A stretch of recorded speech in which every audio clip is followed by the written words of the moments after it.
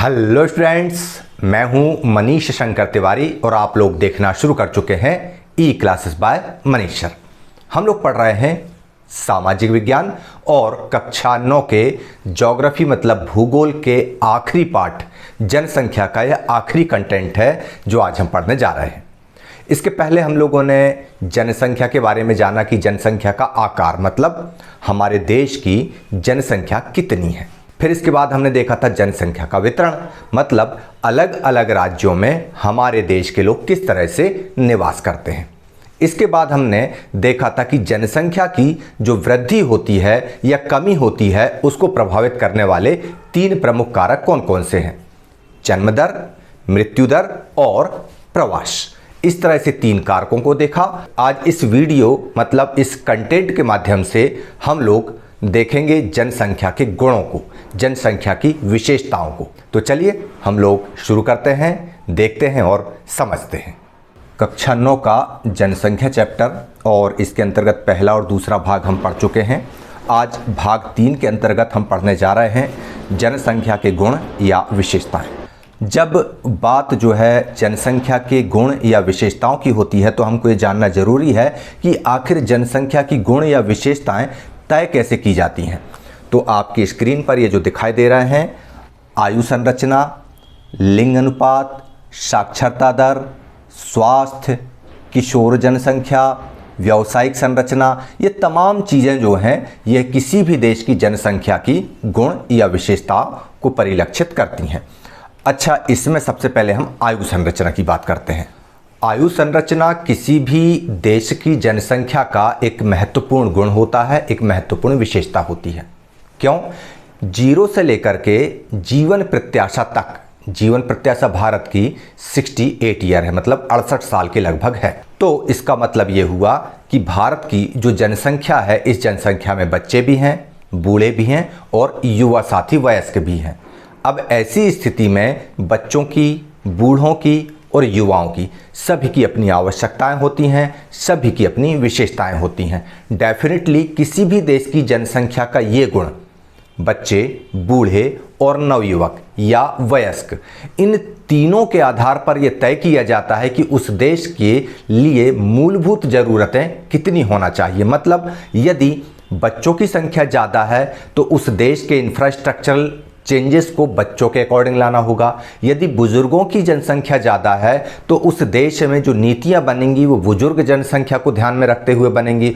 और यदि वयस्क आबादी ज़्यादा है तो उस देश की पॉलिसी में हमको रोजगार मूलक, आर्थिक मूलक प्रक्रियाओं को अपनाना पड़ेगा। तो इसलिए आयु संरचना किसी भी देश के लिए महत्वपूर्ण गुण होता है। चलिए हम देखते हैं और समझते हैं। किसी भी राष्ट्र की आबादी को हम जनरली 3 वर्गों में बांट सकते हैं। 3 वर्ग कौन कौन से हैं? एक, बच्चे जिनकी सामान्यतः उम्र 5 वर्ष से कम मानी जाती है, मतलब जिनकी रेलवे में टिकट नहीं लगती वही बच्चे कहलाते हैं। यदि टिकट लगने लगे तो फिर वह बच्चों की श्रेणी में नहीं आते, फिर वे स्कूल गोइंग स्टूडेंट्स हो जाते हैं। इसके बाद 45 से 59 वर्ष तक के जो बीच की आयु होती है वह कहलाते हैं वयस्क। और तीसरी होती है 59 वर्ष से अधिक आयु वाले। यानी किसी भी देश की, किसी भी राष्ट्र की आबादी को 3 वर्गों में डिवाइड किया गया। एक वर्ग कहलाया बच्चे, दूसरा वर्ग वयस्क और तीसरा वर्ग वृद्ध। अब इसमें होता क्या है कि जो बच्चे होते हैं इनकी विशेषताओं को यदि हम जानें तो बच्चों के लिए, जैसा कि आप स्क्रीन पर देख पा रहे हैं कि कोई भी बच्चा सिवाय खाने के और कोई काम नहीं कर रहा है। मतलब यह आबादी जो होती है बच्चों की, यह आर्थिक रूप से उत्पादनशील नहीं होती। इनके लिए भोजन, वस्त्र और स्वास्थ्य संबंधी सुविधाएं किसी भी राष्ट्र की कार्यशील आबादी के द्वारा उपलब्ध कराई जाती है। यानी यह एक राष्ट्र की जिम्मेदारी होती है कि वह अपने बच्चों को अच्छा भोजन, अच्छे वस्त्र और स्वास्थ्य संबंधी सुविधाएं उपलब्ध कराए।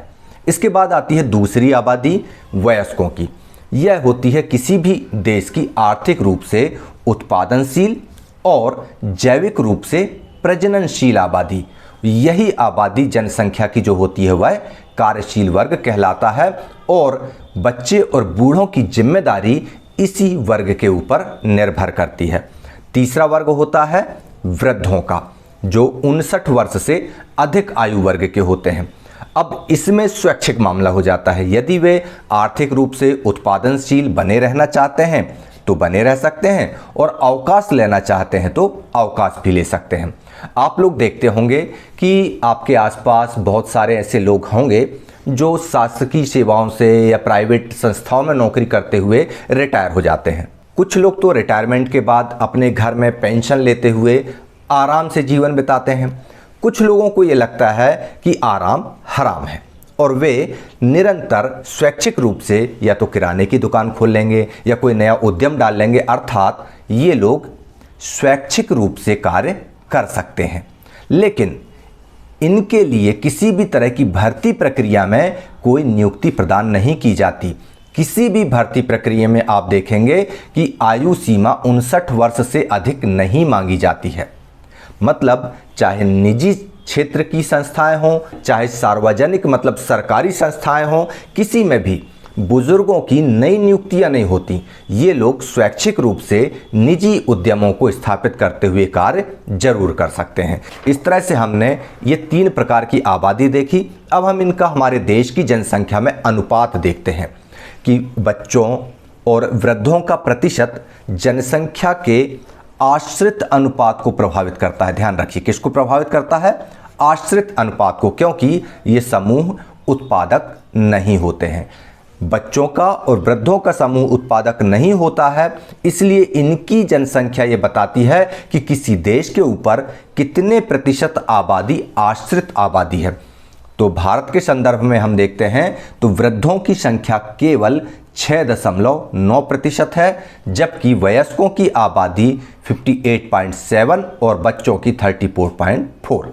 इसके बाद हम देखते हैं लिंगानुपात। यह भी एक बहुत महत्वपूर्ण गुण है किसी भी देश की जनसंख्या का। इसके आधार पर किसी भी देश की जनसंख्या में यह जाना जाता है कि उस देश की जनसंख्या, उस देश के लोग महिलाओं को कितनी प्राथमिकता देते हैं अथवा पुरुषों के प्रति किस तरह का रवैया उनके दिमाग में है। लिंग अनुपात कहते किसे हैं, सबसे पहले हमको ये मालूम होना चाहिए। तो प्रति 1000 पुरुषों पर महिलाओं की संख्या लिंगानुपात कहलाता है। भारत की आबादी 2011 की जनगणना के अनुसार अगर देखें तो 1000 पुरुषों पर 943 महिलाएं हैं। अर्थात किसी भी समय समाज में महिला और पुरुषों के बीच समानता की सीमा नापने का एक महत्वपूर्ण सामाजिक सूचक है। अर्थात महिलाओं और पुरुषों के बीच की समानता की सीमा का मतलब ये हुआ कि क्या फीमेल और मेल के बीच में समानता की बात करने वाला समाज क्या वास्तव में समान रूप से व्यवहार कर रहा है या नहीं। भारत के संदर्भ में यदि हम देखें तो 1000 पुरुषों पर 943 महिलाओं की उपस्थिति यह दर्शाती है कि भारत में अभी भी महिलाओं को वह दर्जा हासिल नहीं हुआ है जो उसको हासिल होना चाहिए। हमारे देश में प्रायः देखने में आता है कि जो लिंगानुपात है वह महिलाओं के पक्ष में नहीं होता है। हाँ, हमारे देश के कुछ राज्य ऐसे हैं, कुछ क्षेत्र ऐसे हैं जहां पर महिलाओं को विशेष महत्व दिया जाता है, तो वहां पर कहीं कहीं पर महिलाओं की संख्या पुरुषों से अधिक भी पाई जाती है। जैसे नॉर्थ ईस्ट के अर्थात पूर्वोत्तर राज्यों की तरफ देखें या जनजातीय हमारे जो बंधु होते हैं उनमें भी स्त्री और पुरुष का कोई भेद नहीं होता है। तो ये लिंगानुपात हमने देखा। इसके आंकड़े हम देख लेते हैं जनगणनावार किस तरह के हमारे सामने रहे हैं। भारत की जनगणना 1951 पे जब हम देखते हैं तो सर्वाधिक लिंगानुपात 946 था। इसके बाद लिंगानुपात कम हुआ, 930, 934, 929, 933। 2011 की जनगणना में जरूर 943 का लिंगानुपात हमको देखने को मिलता है। 2021 की जनगणना चूंकि हुई नहीं है, जब भी ये जनगणना होगी नए आंकड़े हमको प्राप्त हो जाएंगे। इसके बाद हम देखते हैं जनसंख्या की एक नई विशेषता, साक्षरता दर, कि किसी भी देश की जनसंख्या में उसकी साक्षरता की स्थिति महत्वपूर्ण है। अब साक्षरता की परिभाषा क्या होगी? तो सन 2011 की जनगणना के अनुसार एक व्यक्ति जिसकी आयु 7 वर्ष या उससे अधिक है, मतलब ग्रेटर देन 7 ईयर, अगर 7 वर्षों से अधिक उसकी आयु है और वह किसी भी भाषा मतलब हिंदी, अंग्रेजी, संस्कृत, तमिल, तेलुगु, मलयालम, कन्नड़ किसी भी भाषा को समझकर उसको लिख या पढ़ सकता है तो उस बंदे को, उस नागरिक को साक्षर की श्रेणी में रखा जाएगा। और ये बात ध्यान रखिए कि किसी भी समाज में साक्षरता स्तर में यदि कमी है तो वहाँ पर आर्थिक प्रगति में एक गंभीर बाधा आपको सामने दिखाई देगी। और ये चीज़ हमने सकल और विलास की कहानी में संसाधन के रूप में लोग अध्याय अर्थशास्त्र का दूसरा अध्याय पढ़ते हुए देख और समझ भी चुके हैं। यदि और उसको दोबारा आपको देखना हो समझने के लिए तो आपके डिस्क्रिप्शन बॉक्स में उसकी लिंक दी गई है, आप उसको जरूर देखिए। इसके अलावा अगर हम देखते साक्षरता दर की स्थिति, आंकड़ों में भारत की साक्षरता दर की स्थिति क्या है, तो भारत में साक्षरता के स्तर में धीरे धीरे सुधार हो रहा है। आज़ादी के समय ये पोजीशन नहीं थी, लेकिन अगर 2011 की जनगणना पे हम देखें तो देश की साक्षरता दर 73% है, जिसमें पुरुषों की साक्षरता दर 80.9% और महिलाओं की बहुत कम 64.6% है। चलिए अब हम आगे देखते हैं एक नई विशेषता व्यावसायिक संरचना पर। मतलब यदि किसी देश में लोग साक्षर हैं, लिंगानुपात ठीक ठाक है, अब इसके बाद यह देखना जरूरी है कि उस देश की जनसंख्या किस तरह का व्यवसाय करती है, किस तरह की आर्थिक गतिविधियों में क्रियाशील है। आर्थिक रूप से क्रियाशील जनसंख्या का जो प्रतिशत होता है वह विकास का एक महत्वपूर्ण सूचक होता है। हमने अर्थव्यवस्था को सामान्यतः 3 श्रेणियों में डिवाइड किया हुआ है: प्राथमिक क्षेत्र, द्वितीयक क्षेत्र और तृतीयक क्षेत्र। तो हम देखते हैं कि प्राथमिक क्षेत्र के अंतर्गत कौन सी प्रक्रियाएं शामिल हैं। प्राथमिक क्षेत्र के अंतर्गत खेती, पशुपालन, वृक्षारोपण, मछली पालन और खनन की प्रक्रियाएं शामिल हैं, जबकि द्वितीयक क्षेत्र में उद्योग, भवन एवं विनिर्माण और तृतीयक क्षेत्र के अंतर्गत परिवहन, संचार, वाणिज्य, प्रशासन एवं सेवाएं शामिल हैं।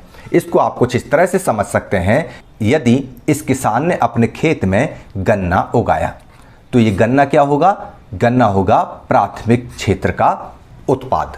इसके बाद इस गन्ने को हमने उद्योग में भेजा और ये बन गया शक्कर या चीनी बन गया। मतलब चीनी जो है यह द्वितीय क्रियाकलाप के अंतर्गत आया, द्वितीय क्षेत्र का उत्पाद हुआ, द्वितीय क्षेत्र था उद्योग। और इसके बाद इस शक्कर को बेचने के लिए हमने एक सेल्समैन रखा हुआ है। सेल्समैन जाकर शक्कर को बेचकर आता है, विक्रय का काम करता है, तो ये क्या कहलाया, सेवा। परिवहन करते हुए वह दुकानदार के पास शक्कर को विक्रय करके आया, तो ये कहला गया तृतीय क्षेत्र का कार्यकलाप। प्राथमिक क्षेत्र के अंतर्गत प्रकृति से ही हमको चीज़ें प्राप्त होती हैं, मतलब उत्पादन जो होता है वह प्राकृतिक होता है। द्वितीय क्षेत्र में जो उत्पादन होता है वह मशीनरियों से होता है और तृतीय क्षेत्र में कोई भौतिक उत्पादन नहीं होता है, अपितु उत्पाद की ही मार्केटिंग या सेल्स का काम किया जाता है। तो इस तरह से पूरी जनसंख्या जो है 3 क्षेत्रों में, आर्थिक क्षेत्रों में काम करती है। अब इन 3 क्षेत्रों में जो काम करती है जनसंख्या, उसके आधार पर भी किसी देश को विकसित या विकासशील देश निर्धारित किया जाता है। जिन देशों में खेती अधिक होती है, मतलब प्राथमिक क्रियाकलापों में लोग ज़्यादा लगे होते हैं, वह देश कहलाता है विकासशील देश। जबकि वे देश जहां पर उद्योग धंधे बहुत अधिक स्थापित हैं, संसाधनों का प्रयोग वे लोग उत्पादन के लिए करते हैं और उन उत्पादों का मार्केटिंग और सेल्स का काम बहुत अच्छा है, वे देश होते हैं विकसित देश। भारत की कुल आबादी का लगभग 64% भाग खेती पर निर्भर है। मतलब यहां पर हम इसको श्रेणी अगर डिवाइड करेंगे तो भारत विकासशील देशों की श्रेणी में आएगा। जबकि द्वितीयक और तृतीयक क्षेत्रों के अनुपात की अगर हम बात करते हैं तो क्रमशः 13% और 20%, यानी वर्तमान समय में भारत की स्थिति की अगर हम बात करें तो द्वितीयक क्षेत्र में 13% लोग कार्यरत हैं, जबकि सेवा क्षेत्र यानी तृतीयक क्षेत्र में 20% लोग कार्यरत हैं। और औद्योगिकरण और शहरीकरण में जैसे जैसे वृद्धि होती जा रही है, द्वितीयक और तृतीयक क्षेत्रों के व्यावसायिक परिवर्तन हमको दिखाई देते हैं। यानी जैसे जैसे प्राथमिक क्षेत्र से हमारी जनसंख्या सेकेंडरी और टर्सरी एरिया में, टर्सरी सेक्टर में शिफ्ट करेगी, हमारा देश विकासशील से विकसित देशों की श्रेणी में धीरे धीरे करके शिफ्ट होने लगेगा।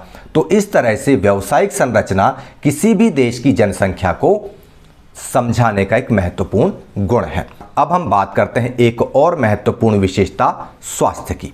बगैर किसी देश के नागरिकों के स्वास्थ्य की वहाँ की जनसंख्या पर हम कोई चर्चा नहीं कर सकते। स्वास्थ्य जनसंख्या की संरचना का एक महत्वपूर्ण घटक है। स्वस्थ शरीर में ही स्वस्थ मस्तिष्क का निवास होता है। यदि आप स्वतंत्र होंगे, यदि आप स्वस्थ होंगे, तो ही आपका मन पढ़ाई लिखाई में लगेगा और तब ही आप देश के विकास के लिए अच्छे कार्य कर पाएंगे। और भारत के जो सरकारी कार्यक्रम हैं, उनके निरंतर प्रयासों से भारत की जनसंख्या का स्वास्थ्य स्तर पहले से सुधरा है। स्वास्थ्य स्तर में पहले से सुधार हुआ है। वो कैसे हुआ है? इन आंकड़ों से हम समझ सकते हैं कि 1951 में मृत्यु दर प्रति 1025 थी, जो 2011 में आकर 7.2 रह गई, यानी 3 गुने से भी कम रह गई। इसके बाद औसत आयु जो 1951 में 36 वर्ष के आसपास थी, 36.7 वर्ष, अब हमारी औसत आयु 67.9 ईयर मतलब 68 वर्ष के आसपास हो गई है 2012 की स्थिति में। यानी स्वास्थ्य एक महत्वपूर्ण घटक है। हालांकि शिक्षा, स्वास्थ्य, व्यवसाय, साक्षरता, इन तमाम चीज़ों में भारत ने बहुत ज़्यादा प्रगति की है और निरंतर करते जा रहा है, लेकिन इसके बावजूद भी भारत में अभी भी स्वास्थ्य के स्तर पर, शिक्षा के स्तर पर उतनी अपेक्षाकृत आसान रूप सफलता अर्जित नहीं की है जितनी की करना चाहिए थी। उसका कारण है कि हमारे देश में महिलाओं के स्वास्थ्य पर विशेष ध्यान नहीं दिया जाता। किशोर, युवक या युवतियों के भोजन पान पर भी ज़्यादा ध्यान नहीं दिया जाता। मतलब भारत देश की एक बड़ी जनसंख्या, जिसको हम किशोर जनसंख्या कहते हैं, मतलब वह जनसंख्या जो टीन एज वर्ग के अंतर्गत आती है, जिसके लिए उस समय में शारीरिक और मानसिक विकास का दौर होता है, उस दौरान उनको विशेष पोषण की आवश्यकता होती है और उस पोषण पर ध्यान नहीं दिया जाता है। तो किसी भी देश की जनसंख्या में यदि हम किशोर जनसंख्या को नकार देते हैं तो जनसंख्या की गुण या विशेषता पर बात करना बेमानी होगी। चलिए हम देखते हैं किशोर जनसंख्या को। किशोर जनसंख्या मतलब एडोलसेंस पॉपुलेशन, यानी वे बच्चे जो टीन एजर्स हैं, जिनकी उम्र 10 वर्ष से लेकर के 19 वर्ष के बीच में होती है। यह पूरे देश की आबादी का 1/5वां हिस्सा है। यानी हमारे देश की आबादी यदि 100 करोड़ है तो इनकी आबादी 20 करोड़ के आसपास होती है। और यह किशोर जनसंख्या हमारे देश के लिए एक महत्वपूर्ण मानव संसाधन साबित हो सकते हैं भविष्य की दृष्टि से, और इसीलिए इनके स्वास्थ्य की दृष्टि से देखते हुए इनके लिए पोषक तत्वों की आवश्यकताएं बच्चों या वयस्कों से अधिक होती है, क्योंकि इनको शारीरिक और मानसिक दोनों तरह की वृद्धि से गुजरना होता है, दोनों तरह की चीज़ों का सामना करते हुए आगे बढ़ना होता है। कुपोषण से इनका स्वास्थ्य खराब और विकास अवरोधित हो सकता है। भारत में किशोरों के प्राप्त भोजन में पोषक तत्व उतने नहीं होते जितना कि होना चाहिए। हम देखते हैं कि भारत की बहुत सी किशोर बालिकाएं रक्तहीनता से पीड़ित रहती हैं और विकास की प्रक्रिया में किशोरों की इन समस्याओं पर प्रायः ध्यान नहीं दिया जाता है, इनको इग्नोर कर दिया जाता है। ऐसी स्थिति में किशोर बालिकाओं को अपनी समस्याओं के प्रति संवेदनशील बनाना चाहिए। शिक्षा के प्रचार प्रसार तथा इसमें सुधार के द्वारा इनकी समस्याओं के प्रति जागरूकता बढ़ाई जानी चाहिए।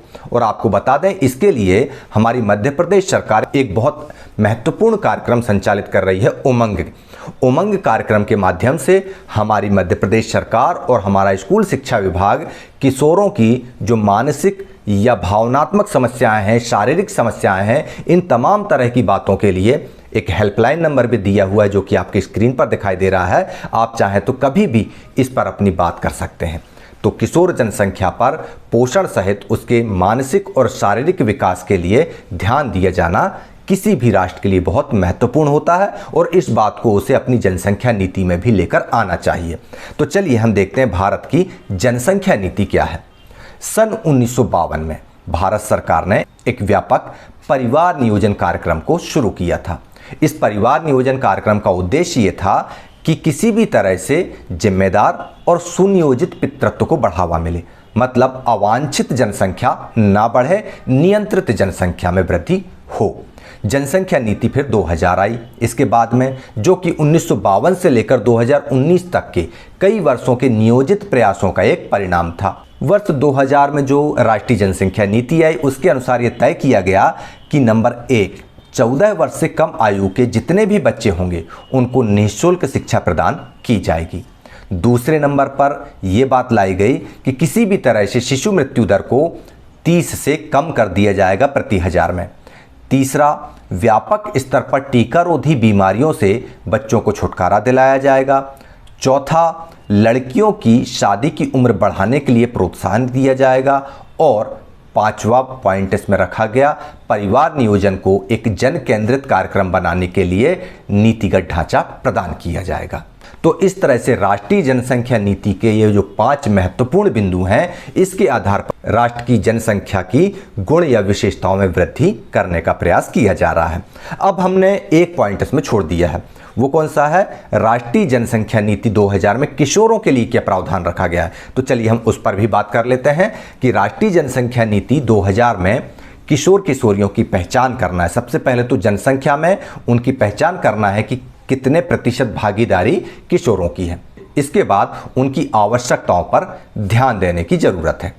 पोषण आवश्यकताओं के अतिरिक्त इनमें और भी चीजें होती हैं, जैसे गर्भधारण, यौन संबंधों से जो बीमारियां प्रसारित हो जाती हैं उनसे सुरक्षा और संरक्षा कैसे की जाए, इन महत्वपूर्ण आवश्यकताओं पर भी जोर दिया जाता है, क्योंकि मानसिक विकास क्रम में शारीरिक विकास के दौर से भी किशोर किशोरियां इस दौरान गुजरते हैं। और ऐसी स्थिति में होता क्या है कि कई बार एक उम्र की जो निर्धारित सीमा होती है, यानी यदि हम औसत जीवन प्रत्याशा हमारी ये मान लें कि ये है 68 वर्ष, 68 साल का जीवन है, उस 68 साल के जीवन में हमें अलग अलग स्टेपों, बचपन, किशोरावस्था, वयस्क अवस्था और वृद्धावस्था, इन 4 स्टेजेस से गुजरना होता है, जिसमें बचपन के बाद हम किशोर अवस्था में आते हैं। लेकिन बच्चों को ये बताना बहुत ज़रूरी है कि किशोर अवस्था ही संपूर्ण जीवन नहीं है, लेकिन संपूर्ण जीवन का आधार किशोर अवस्था में आपके द्वारा लिए गए कदमों से निर्धारित होता है। इसलिए किशोर अवस्था के दौरान आपके द्वारा किसी भी तरह से अवांछित गतिविधियों में आपका इन्वॉल्वमेंट ना हो पाए, इसके लिए सरकार के द्वारा भी महत्वपूर्ण योजनाओं पर काम किया जा रहा है और आपकी आवश्यकताओं को चिन्हित करते हुए उन पर काम किया जा रहा है। जैसे मध्य प्रदेश शासन के द्वारा स्कूल स्तर पर उमंग कार्यक्रम का आयोजन किया जाता है। तो इस तरह से राष्ट्रीय जनसंख्या नीति 2000 में किशोरों की समस्याओं पर भी ध्यान दिया गया है। किसी भी राष्ट्र के लिए सबसे बहुमूल्य संसाधन होता है उस देश के नागरिक, और यदि वे नागरिक स्वस्थ हैं, शिक्षित हैं और जागरूक हैं तो उस राष्ट्र को विकसित राष्ट्र बनने से कोई नहीं रोक सकता है। यहाँ पर हमने पूरे अध्याय में 3 कंटेंट्स बनाए हुए थे, 3 पार्ट्स में आपके सामने लेके आया जनसंख्या का, जिसमें तीनों चीज़ों को बहुत अच्छे से आप लोगों ने समझ लिया होगा।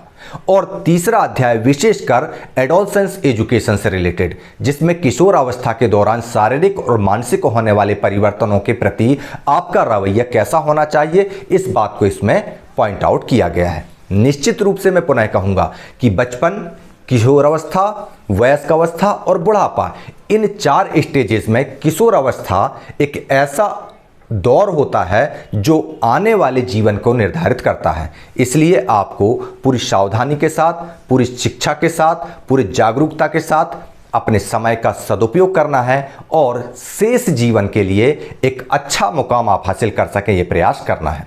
तो ठीक है, आज आपने इस कंटेंट के माध्यम से कक्षा 9 के भूगोल के सभी पाठों को कंप्लीट कर लिया है। अब यदि आपको भूगोल के पहले अध्याय से लेकर, पहले कंटेंट से लेकर आखिरी कंटेंट तक आपको देखना है तो डिस्क्रिप्शन बॉक्स में उसके प्लेलिस्ट की लिंक दी हुई है, उसको आप क्लिक करें और देख सकते हैं। बहुत जल्दी भूगोल विषय के ब्लूप्रिंट के आधार पर प्रश्नोत्तर आपके सामने लेकर आता हूं। तब तक मुझे आज्ञा दीजिए। जय हिंद, जय भारत।